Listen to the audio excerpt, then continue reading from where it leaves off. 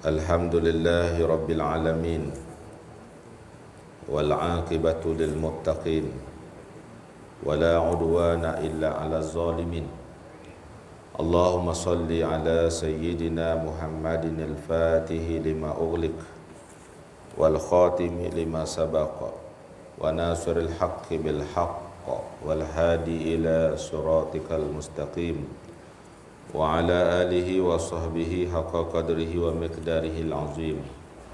Rabbi shrah li sadri wa yassir li amri wahlul 'uqdatam min lisani yafqahu qawli. Rabbi yassir wa la tu'assir, Rabbi tammim bil khair bi rahmatika ya arhamar rahimin.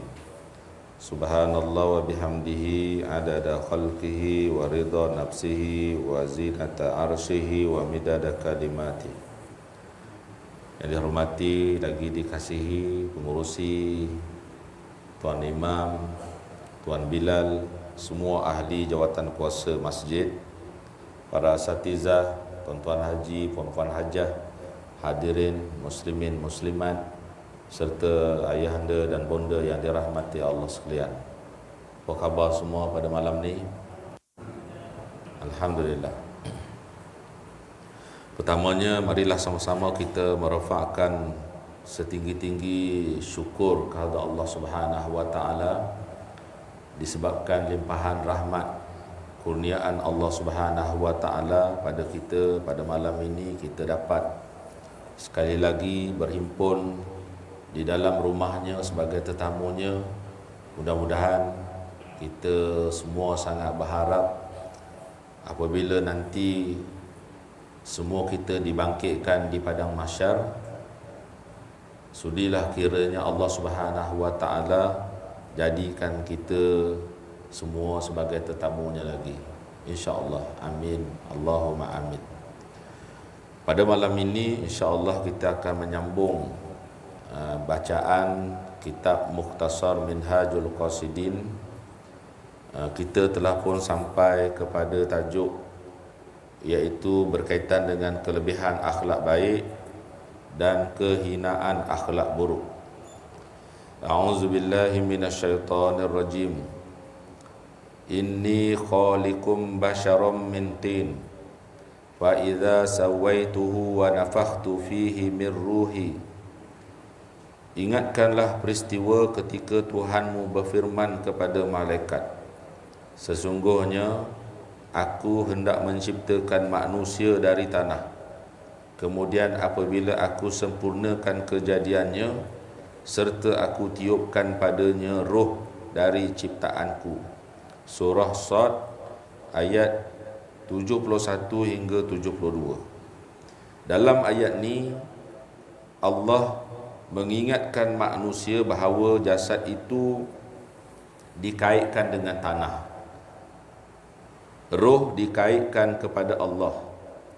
Sebab itu akhlak ialah suatu keadaan ataupun aspek yang sebati dalam jiwa yang menghasilkan perilaku dengan spontan dan mudah, tanpa perlu berfikir dan meneliti terlebih dahulu. Jika perilaku itu baik, ia dinamakan akhlak mulia. Jika sebaliknya, ia dinamakan akhlak buruk. Yang kita sebut dia sebagai akhlak, bila berlaku tak perlu nak difikirkan lagi. Kita ni nak berakhlak dengan akhlak yang macam mana. Kalau sekiranya dia akhlak yang baik, dia akan menjelmakan secara spontan perkara tu, tak perlu fikir. Contoh, dia ni akhlak yang baik, bila dia bersama dengan ibu bapaknya, dia tak perlu lagi nak berfikir dia ni macam mana nak bercakap dengan ibu bapa dia. Tak perlu. Sebab dia on the spot, spontan akan keluar daripada mulutnya perkataan yang baik-baik bila dia bercakap dengan ibu bapa dia. Itu akhlak yang baik. Ya, tak perlu nak fikir. Jumpa dengan sahabat, dia memang tabiat dia spontan akan beri salam, tak perlu nak fikir nak bagi salam ke, nak ucap selamat pagi ke, selamat malam ke, tak perlu, kan? Kerana akhlak tu dia adalah suatu yang telah menjadi sebati dalam diri seseorang tu. Kalau dia ni akhlak mulia, maka dia akan menonjolkan kelakuan, tingkah laku yang baik. Begitulah sebaliknya. Ya. Kalau dia ni akhlaknya buruk, maka yang keluar, yang dijelmakan ialah suatu perangai yang tak baik. Sesetengah manusia yang dikuasai sifat malas berusaha lalu menganggap bahawa latihan pembersihan jiwa adalah satu kerja yang berat. Dia malas. Kita sebut dah boleh nak jadi orang baik, tapi kena mujahadah lebih sikit, kan? Tapi orang malas dia kata mana boleh ubah, saya memang dah ditakdirkan jadi macam ni, kan? Saya ni jahat, oleh kerana saya ni dah ditakdirkan jadi jahat, maka saya kena buat jahat je lah. Kita nasihat kat dia boleh nak jadi orang baik, tapi kena usaha lebih sikit lah. Kena mujahadah, ya? Kena tahan diri, kena sabar. InsyaAllah boleh. Tapi dia kata tak boleh. Disebabkan apa? Sebab malas. Baik. Jawapan kepada orang yang jawab macam ni, jika akhlak tidak boleh diubah, maka tak gunalah bagi nasihat. Tak gunalah masjid buat program kuliah dan sebagainya. Dah nasihat ni tak bermakna kepada orang yang memang perangainya buruk. Kan kita ni tuan-tuan ada belaka. Baik pun ada, buruk pun ada. Kita datang ni bukan kerana kita ni semua baik. Minta maaf saya sebut gini. Seumpama saya hak duduk depan ni bukan kerana saya bagus. Kan? Kita baca kitab ni sama-sama, mudah-mudahan dia memberi ingat pada kita. Ya, beringat. Kalau tidak kita tak ingat. Itu yang pertama. Yang kedua, bila kita tahu perkara yang ni sepatutnya kita kena buang, kerana dia ni sifat tak baik, akhlak tak baik, maka kita sama-sama nak cuba baiki. Kan? Sama-sama nak membaiki yang tak baik ni supaya akhirnya jadi baik. Yang dah baik supaya akhirnya akan jadi lebih baik. Itu tujuan besar dia, tujuan utama dia. Bukan kerana yang bercakap ni dah baik, bukan. Kadang-kadang tuan-tuan yang duduk lebih warak daripada yang bercakap. Ustaz ni kadang-kadang cakap je, sembang je, buatnya belum tentu lagi. Kan? Boleh jadi di kalangan tuan-tuan yang duduk dengar ni lebih tawaduk daripada ustaz. Ustaz ni sembang je, tawaduk tak lagi. Contoh dia macam itulah tuan-tuan, kan. Yang duduk mungkin lebih warak, lebih zuhud, lebih tawaduk banding dengan ustaz. Patut yang bercakap ni lebih warak, lebih tawaduk, lebih zuhud. Patut kan? Tapi tiba-tiba ustaz yang cakap pun tak zuhud, tak tawaduk, tak pun warak sangat, kan? Tujuan dia ialah supaya akhirnya ustaz jadi warak macam tuan-tuan juga. Tujuannya mudah-mudahan nanti ustaz pun akan jadi tawaduk macam tuan-tuan yang sudah tawaduk. Jadi tuan-tuan pun kena tolonglah doakan ustaz. Kalau tengok ustaz pun macam gitu-gitu je, kan. Jangan mengata kat belakang. Tolong dia, siang kat ustaz tu. Dia bercakap tapi dia sendiri gitu, kan. Cakap tak serupa bikin. Maka kita tolong doa. Mudah-mudahan dengan sebab doa daripada tuan-tuan, ustaz jadi macam sebagaimana yang dia cakap. Betul tak tuan-tuan? Tuan-tuan pun kena tolong doa. Kita saling doa, mendoakan antara satu sama lain supaya kita semua jadi orang yang baik, menjadi hamba Allah yang baik, mengikut taat perintah Allah sebagaimana yang telah ditunjuk contoh oleh Rasulullah sallallahu alaihi wasallam. Jadi jawapan kepada orang yang kata tak boleh berubah ni tadi, tak betul lah kan. Sebenarnya boleh berubah. Orang tak baik boleh berubah jadi baik. Yang dah baik boleh berubah akan jadi lebih baik. Bagaimana kita tengok orang yang mendidik binatang buas boleh jadi jinak. Binatang yang tak ada akal ni, kalau dilatih, diajar, akhirnya dia akan menurut kata tuan dia. Binatang, tengok binatang-binatang yang dia buat sarkis, harimau, singa, gajah, ini semua binatang yang menggerunkan kita. Kita jumpa tapak kaki je belum jumpa binatang tu betul bersemuka dengan dia. Baru nampak tapak kaki pun kita rasa kecut perut dah. Kan? Binatang yang menggerunkan kita ni, kalau kena cara latihannya, kena cara didikannya, akhirnya dia akan taat kepada tuan dia. Anjing yang dilatih untuk memburu, bila diperintahkan oleh tuannya untuk memburu, maka dia tak akan makan binatang buruan dia. Dia menjalankan tugas sebagai memburu binatang. Dapat, dia serahkan balik semula kepada tuan. Dia tak makan. Walaupun dia ni tak ada akal. Pasal apa dia tak makan? Sebab dia telah menjalani latihan. Harimau disuruh lompat dalam gelung api, dia lompat. Kita tengok kan sarkis tu, macam mana dia permainan sarkis yang dipersembahkan oleh haiwan-haiwan buas ni kan. Kita selama ni kita duduk bela kucing, bela ayam, sebab tu kita tak rasa mengerikan kan, sebab kita tahu kucing setara mana sangat dia ni. Habis-habis dia cakar, dia gigit pun tak ada hal kita kan. Tapi kalau kita nak buat main-main dengan harimau, silat-silat, dia makan tuan. Kalau tak kena gaya, dia makan tuan dia. Kita duk main dengan ayam, paling dia marah dengan kita pun, dia kembangkan kepak dia, tak adalah sampai boleh membunuh orang. Kucing macam tu je, habis-habis dia kekeh tangan tuan dia. Kalau kita ngosek dia lebih-lebih kan, dia cakap darah sikit gitu je, tak adalah sampai.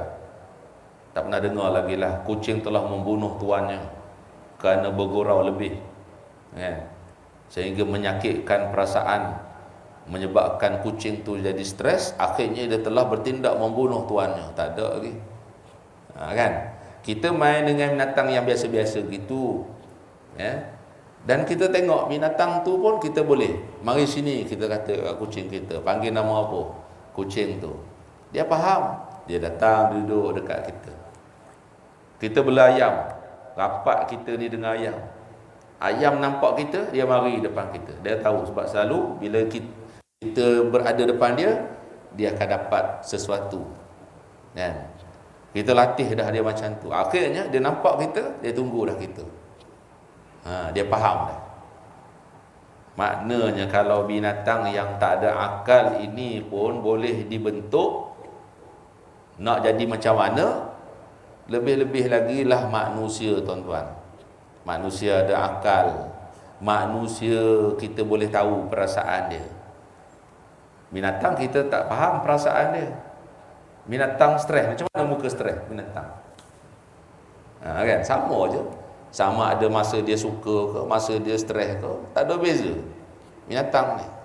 Kecuali kita nampak dia menangis. Ada binatang kita nampak air mata dia meleleh. Cek-cek tengok rupanya anak dia mati. Sedih dia, menangis dia. Kita nampak sedih dia tu. Tapi kalau masa-masa lain, tak nampak beza dah. Tapi manusia ni kita boleh nampak. Senyum sampai ke telinga tu, mesti dia suka tu. Mesti dia gembira tu. Takkanlah dia senyum sampai ke telinga dia tengah sedih. Kan? Wajah itu menggambarkan apa perasaannya. Kat orang tu tengah sedih, teresak-resak menangis, takkan dia dapat satu benda yang menggembirakan dia. Kan? baru ditimpa musibah kematian, biasanya sedih. Dapat sesuatu yang menggembirakan, lazimnya seronok, kan? Kita boleh faham perasaan manusia ni. Ada akal lagi. Sebab tu kita kata boleh berubah. Akhlak tak baik, kalau kita selalu duduk dalam majlis ilmu, lama kelamaan dia boleh berubah. Tapi kalau dia tak duduk dalam majlis ilmu, payah sikit lah nak berubah. Tak ada ilmu, dia nak berubah macam mana, nak berubah ke mana, apa yang dia nak kena buat, dia tak tahu, tak ada ilmu. Cuba datang, duduk dalam majlis ilmu. Hari ini kita duduk belajar berkaitan dengan hati, berkaitan dengan roh. Dapatlah tahu sedikit tentang ilmu roh, ilmu hati, ya. Bandingkan hati kita ni macam mana dengan apa yang kitab sebut. Liar ke tak liar? Kita tak boleh kata kitab tu tak betul, ayat Quran tu tak betul, ya. Kalau benda yang berlaku pada kita ni tak tally dengan Quran, tak tally dengan hadis, Quran betul, hadis betul, yang tak betul ialah diri manusia tu. Jadi apa yang patut dia buat? Dia kena ubah supaya dia kena buat seperti yang Quran tunjuk, yang Quran sebut. Talikan perbuatannya, perkataannya, sikapnya sama dengan Quran. Inilah tujuan besar kenapa Al-Quran ni tuan-tuan diturunkan oleh Allah Subhanahu Wa Taala pada kita, supaya kita jadikan panduan Quran ni. Bukan sekadar untuk dijadikan barang mas kahwin, masa kahwin, bukan. Bukan bila ada majlis tilawah menonjolkan taranum itu, taranum ini, kan, dengan bayatinya, dengan hijaznya, dengan sobarnya, dengan ras. Bukan sekadar itu, tapi untuk dipraktikkan dalam kehidupan, dalam kehidupan diri kita, dalam kehidupan keluarga kita, dalam kehidupan kampung kita, dalam kehidupan negeri kita, negara kita, dunia kita, ya. Sebab tu bila kita beli barang apa-apalah, beli handphone baru, bersama dengan handphone dia sediakan user guide, manual untuk kita tengok. Walaupun kita dah tahu dah kat mana switch nak on dia, kan, tak payah baca pun, tapi kenapa dia buat juga buku panduan tu? Kita pun biasanya tak baca pun buku tu, dapat telefon tu, ataupun kita beli motor baru, buku panduan untuk pengguna tu kita tak buka pun. Kita tahu dah ni kunci kat mana tempat nak masuk, ni anchor tempat kita nak start, ni bulah minyak, ini signal kanan, signal kiri, tahu dah. Tapi kenapa dalam buku tu dia siap, dia buat penunjuk dia, kan, petunjuk tempat nak start kat mana, lampu signal kiri kanan kat mana, lampu besar switch dia kat mana, handbrake, ya, lampu brake, semuanya dia tunjuk dalam buku panduan tu. Tempat nak bubuh minyak petrol, kan, semua dia tunjuk dalam buku tu. Pernah tak tuan-tuan beli motor baru ataupun kereta baru, dia ada buku panduan tu? Kau tak perasan? Ada, kan? Buku panduan tu, kalau kita cek tengok, tak payah ni buku ni, kita dah tahu semua dah. Tapi kenapa dia buat? Mesti ada tujuan. Mesti ada tujuan. Lama kan orang beli motor, dia tak bubuh minyak petrol, dia bubuh air pada minyak petrol. Apa kuning dah RM2.05 dah. Kalau hijau dah berapa? Mahal. Kita buh air jimat sikit. Jahanam lah enjin, kan. Lepas tu lalu tol, beli kereta, tol mahal lah. Sekali lalu dah berapa ringgit habis. Kalau pergi balik dah sekian. Kalau dia kata lalu kok sungai, murah sikit. Tak payah kena tol. Tak, gunakan kenderaan bermotor ni di jalan yang bukan sepatutnya. Jahanamlah kenderaan. Tu sebab dia buat panduan. Kalau misal kata pengguna tu menggunakan tidak mengikut disiplin dalam buku yang telah disediakan itu, kalau berlaku kerosakan, dia tak cover, tak boleh nak claim balik. Kan? Itu dalam keadaan yang kita sebut, kita dah tahu dah nak guna macam mana. Tapi disediakan juga buku panduan. Ini kan pula kehidupan kita di dunia. Macam mana kita nak menjalani kehidupan dekat dunia ni. Sebab itulah Allah turunkan Rasul untuk mengajar kita macam mana supaya kehidupan di dunia ini kita jalani mengikut kehendak Allah Subhanahu Wa Taala. Macam mana untuk kita menjalani kehidupan di dunia ni di atas track yang betul, sebagaimana yang dikehendaki oleh Allah Subhanahu Wa Taala. Ya. Kalau tak ada Quran, kita nak jalani hidup macam mana? Ikut kita lah. Kan? Kita nak buat macam mana kat dunia ni? Habis rosak. Kalau masing-masing manusia dia ikut kepala dia, jahanam, huru-hara dunia. Sebab tu ada peraturan. Dia buat peraturan dunia tu satu, ya, untuk maslahah kehidupan kita di dunia. Kita berada di jalan raya, contoh dia, ada peraturan. Bukan main pandai-pandai kita, kan? Ada peraturan dia, ada tujuan dia. Peraturan itu dibuat kepada pengguna jalan raya. Sebab tu kita sebut fiqh ni bukan masa dalam kita menunaikan ibadat saja.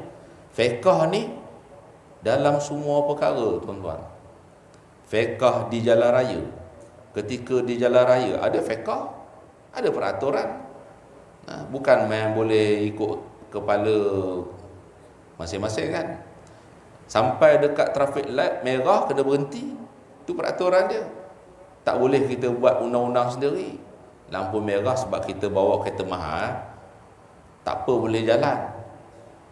Walaupun lampu merah, yang lampu merah kena berhenti ni hak kereta murah, dia kata. Apa akan jadi kalau sekiranya peraturan di lampu isyarat itu tidak dipatuhi? Kalau orang berfiqh di jalan raya, dia akan berhenti bila lampu merah. Hijau jalan, double line tak boleh potong, patuhi kelajuan yang telah ditetapkan 70, 80, 9, di highway 110, contoh dia gitu. Tapi tengok tuan-tuan, bila dia tak berfiqh di jalan raya, highway ni boleh sampai 200 ni. 200 contoh, kan. Jalan sibuk, dia kata kenderaan dia ni mahal, takkan nak tekan slow, tekanlah laju sikit, kan. Dia ada undang-undang dia. Fiqh ni undang-undang lah, kan. Kita sebut bahasa kita ni undang-undang. Bahasa apa, syaraknya kita sebut fiqh. Semua kita ni tertakluk kepada peraturan. Tak boleh kita nak buat ikut suka kita lah, ya. Kereta kita beli misalnya, ikut kita lah, kita nak buat macam mana, tak boleh. Tertakluk kepada peraturan, ya. Kita hidup dekat atas dunia ni, buatlah apa pun, tapi ada peraturan dia, ada hukum dia, halal, haram, makruh, sunat, ya. Bukan bila kata boleh, belasah semua, termasuk yang haram pun. Tak boleh, ya. Habis hukum haram, sunat, makruh, wajib ni untuk apa? Untuk menguji keimanan kita, tuan-tuan. Untuk menguji keimanan kita. Kalau semua perkara boleh, lepas tu kita nak dakwa kita ni hamba Allah yang terbaik, di mana penilaian dia? Semua boleh.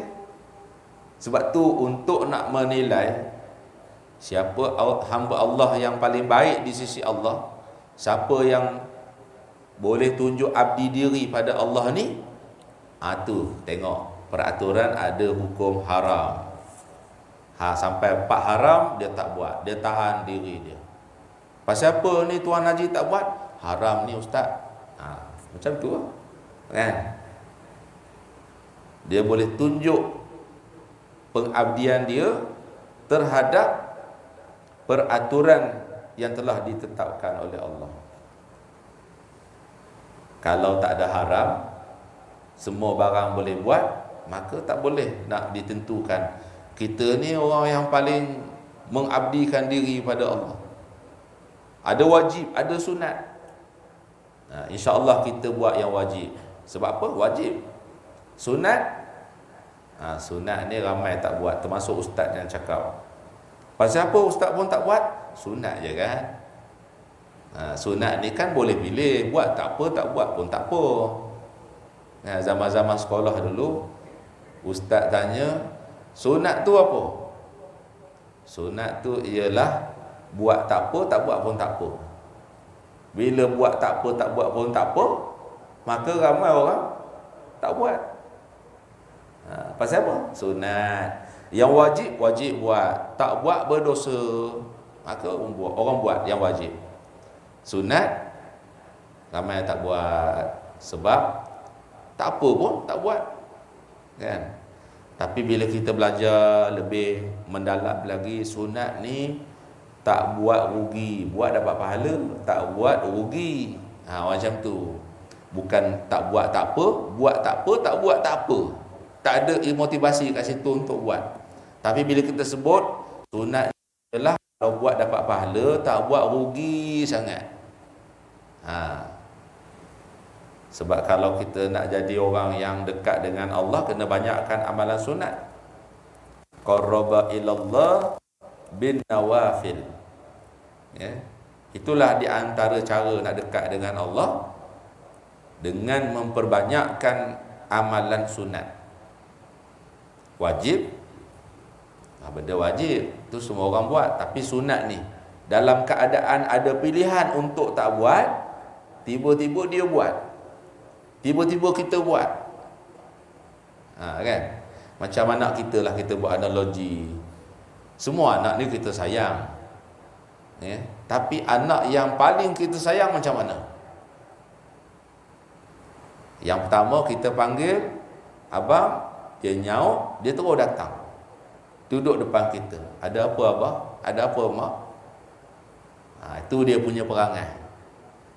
Anak yang kedua kita panggil, nyaut, tapi tak nampak-nampak batang hidung, kan? Panggil lagi, nyaut lagi, tapi tak datang kat kita, sebab kita cuma panggil dia je. Dua. Yang ketiga, panggil pun tak nyaut. Ada kat rumah ni, kakak, tak bunyi, jawab ya. Kita pergi kat bilik dia, tengok ada je. Kakak dengar dah abah panggil? Dengar, dia kata. Kenapa tak nyaut? Saja. Kan? Baik, di antara 3 orang ni, hak mana yang paling kasih, yang kita kasih? Yang ketiga, yang kedua, yang pertama? Yang pertama, sebab dia menunjukkan ketaatan dia tu lebih, kan? Kita panggil je baru dia jawab ya abah. Tak lama tu dia pun munculkan diri dia depan kita. Ada apa abah? Dia tanya pula, bukan saja setakat nyaut, mak ayah dia panggil, dia tanya ada apa abah? Tak apa, kita saja nak panggil dia, kan? Anak yang kedua nyaut tapi tak datang. Meraihkan panggilan ibu bapa tu setakat nyaut je. Hak anak pertama ni tadi meraihkan sungguh, raih sungguh, bukan sekadar nyaut ni, bersedia untuk berkhidmat. Kalau mak kata pergi tak nak nasi, baik, saya akan tak nak sekarang, dia kata. Sampai depan ayah, saya sedia berkhidmat untuk ayah. Ayah kata pergi ambil cangkul, dia pun ambil cangkul. Dah. Bila dah sampai depan tu, pandailah kita nak minta tolong apa. Tapi kalau nyaut saja, tak mari sampai depan kita ni, maknanya dia tak bersedia untuk memberi khidmat. Anak yang ketiga langsung tak dapat nak menumpang, panggil pun tak nyaut. Itu contoh dia tuan-tuan. Tapi sayang belaka kan, sayang belaka, tiga-tiga pun kita sayang. Cuma ada beza. Hak yang pertama tu lebih kita sayang banding hak yang kedua dan yang ketiga. Begitulah bandingannya Allah dengan hamba dia. Hak wajib buat, lepas tu ada hamba dia buat pula hak sunat, banyak buat sunat.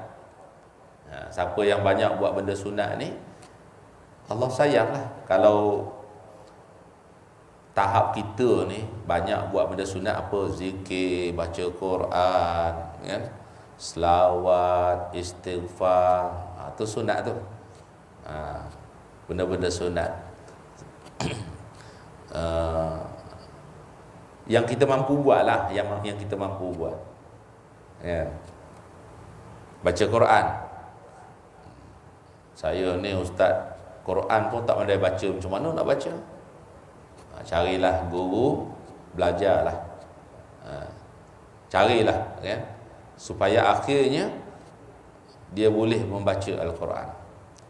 Kalau umur sedang kita ni, minta maaf kita sebut, kalau cikgu mengajar, dia bukan tujuan untuk nak boleh sampai jadi belagu membaca tu. Boleh tarannum tu, boleh kenal huruf pun kira dah hebat dah tuan-tuan. Contohlah umur 50, umur 60, memang tak pernah mengaji, tak pandai mengaji ni. Kerana dengar kuliah malam ni, tak boleh jadi. Rupanya baca Quran ni banyak benda sunat kan, perkara sunat yang kita buat. Kan, membaca ayat Quran, benda sunat, dapat pahala. Tapi kita ni, contohlah, bukan tuan-tuan ni, contoh saja kita cerita, tak tahu nak baca ni macam mana ni. Ya? Kita sebut tadi, kaedahnya carilah guru yang boleh mengajarkan kita. Malu nak belajar hak tempat ramai-ramai, jemput guru tu datang kat rumah, set masa. Allah kira tu usaha untuk memandaikan dirinya membaca Al-Quran. Allah kira tu. Tapi tak pandai sangat dia baca. Tak lancar pun. Dah belajar dah tapi tak lancar pun. Tak apa tuan-tuan. Janji bila dia tengok surah Yasin dia boleh baca. Walaupun sambil merangkak-rangkak. Yasin wal Qur'an. Kan dia sebut macam tu lah contoh dia. Tak apa. Yang penting akhirnya dia kenal huruf-huruf Quran tu, dia boleh baca juga walaupun merangkak-rangkak. Kalau boleh baca lancar, start ngaji umur 50 hak macam apa Datuk Rosyamno, dia buat apa pengakuan kan, umur berapa puluh tahun baru pandai baca Quran, ya, lepas tu lancar pula, itu bonus. Itu bonus. Tapi kalau tak lancar pun tak apa, janji dia tengok Quran, contohnya surat Yasin tu, ya, kau nak baca satu 30 juzuk tu tak mampu, kita fokus kepada surah-surah yang kita ni selalu baca. Kalau di masjid ni contohnya setiap minggu baca surah Yasin. Kita kalau boleh, ini contoh saja tuan-tuan, ya, kita baca surah Yasin, kenal huruf-huruf surah Yasin, sampai akhirnya kita boleh juga baca surah Yasin tu. Itu pun dah terbaik dah tu. Dah terbaik dah. Ya. Tak apa dah, tak start daripada Iqra pun tak apa. Kan. Start mengaji umur 50 tak payahlah mulakan dengan Iqra. Siang ke dia bila nak naik Quran. Macam kita dulu kan waktu kecil. Waktu kecil belajar, tengok kawan dah naik Quran, kita baru baca surah Fatihah. Lambat lagi kita ni nak dapat.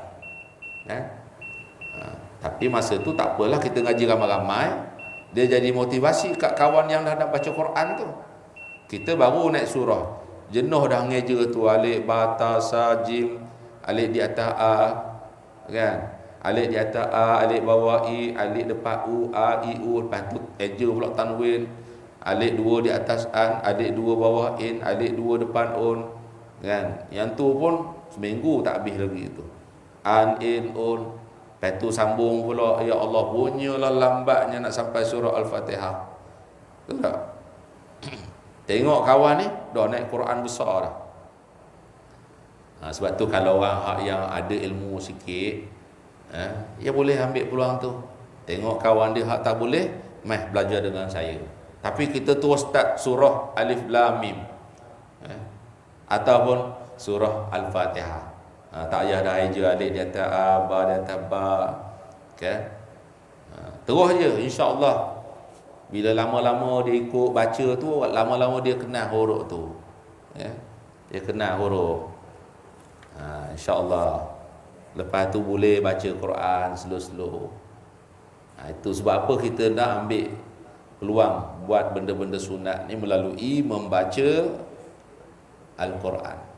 Paling banyak pahala daripada membaca Al-Quran, ya? Bismillahirrahmanirrahim, berapa huruf dia? 19. Berapa pahala dapat? Satu huruf bersama dengan 10. Makna kalau 19 kali 10, 190. Baca pula dalam sembahyang, Bismillahirrahmanirrahim, berapa dapat? 50 kali 19. Berapa total dia? Banyak dalam sembahyang. Kita ada sembahyang, kita baca Bismillahirrahmanirrahim 19 kali 25. Berapa total dia? Saya tak cakap matematik ni. Tuan-tuan hak cakap matematik tentu dah dapat angka dia. Kalau dalam sembahyang kita baca kali 50, bukan kali 10, kan? Kali 10 tu kita baca dalam keadaan kita tak ada wuduk. Ada wuduk dia lain, dalam sembahyang lagi lain. Wallahu yudha'ifu liman yasha. Kita tak tahu jumlah sebenar, gandaan yang Allah akan bagi kepada orang yang membaca Al-Quran ini. Okey? Jadi itu contoh dia. Tak mesti jadi ustaz pun, kan? Nak mengajar Quran ni macam mana? Saya bukan ustaz, tak apa tuan-tuan. Kita bantu kawan kita. Yang bantu pun banyak pahala. Jangan serah ke ustaz dengan ustazah je. Ustaz berapa orang je dalam audition ni, dalam kampung sawah ni, contoh kan, berapa orang ustaz. Semua nak mari kat ustaz, tak tidur ustaz. Contoh, mana hak yang lain pun boleh ambil peluang tu juga. Tengok mana kawan-kawan yang kita tahu dia ni tak pandai baca Quran, kita offer kat dia, mai ngaji dengan kita, datang kat rumah, okey, sambil-sambil makan biskut mayat pun tak apa. Contoh kan, kita buat IATO, dia bawa lah kuih-kuih apa kan, sambil-sambil ngaji, sambil-sambil makan, santai je tuan-tuan. Pasal kita nak ambil peluang itulah tadi, kesempatan tu tadi, daripada Al-Quran yang Allah turunkan pada kita, yang sepatutnya kita boleh baca. Tapi kalau ada yang begitu keadaannya, sebaliknya tadi kita sebut, ejahlah, carilah ruang mana-mana supaya akhirnya dia boleh kenal huruf-huruf Quran ni, dia boleh sebut baris dan membaca ayat-ayat Al-Quran ni. Tak lancar pun tak apa. Lancar kita sebut tadi apa? Bonus. Saya alhamdulillah ustaz umur 50 baru ustaz ngaji dah boleh lancar lah. Alhamdulillah, syukur pada Allah. Tapi kalau tak lancar pun janganlah sedih. Tak apa, terbaik dah tu. Ya, teruskan je insya-Allah. Jadi gitulah ya, serba sedikit yang kita sempat, masa pun begitu laju pula ya. Baru mukadimah ya baru ni. Tak masuk poin lagi. Apa dia kesimpulan dia? Kita sebut ni tadi tuan-tuan. Orang yang nak bentuk akhlak jadi akhlak baik, ia tak boleh malas. Ia kena ada usaha, mujahadah, tahan diri supaya sabar sikit. InsyaAllah boleh. InsyaAllah boleh berubah daripada akhlak yang tak baik kepada akhlak yang mulia. Kenapa? Kerana binatang yang tak ada akal tu pun boleh dilatih untuk jadi taat kepada arahan. Maknanya manusia yang ada akal lebih lagi berpotensi untuk berubah daripada tak baik kepada baik. Wallahu alam. Mudah-mudahan sedikit sebanyak yang kita sebut pada malam ni ada manfaat pada kita semua. Minta maaf andainya ada bicara yang terkasar, tersilap, terguris perasaan dan terkoyak hati, mohon dimaafkan. Wallahu alam. Sekian, assalamualaikum warahmatullahi wabarakatuh. Bismillahirrahmanirrahim. Alhamdulillahirabbil alamin wassalatu wassalamu ala asyrafil anbiya'i wal mursalin wa ala alihi wa sahbihi ajma'in. Rabbi zidna ilman warzuqna fahman bi rahmatika ya arhamar rahimin walhamdulillahirabbil alamin.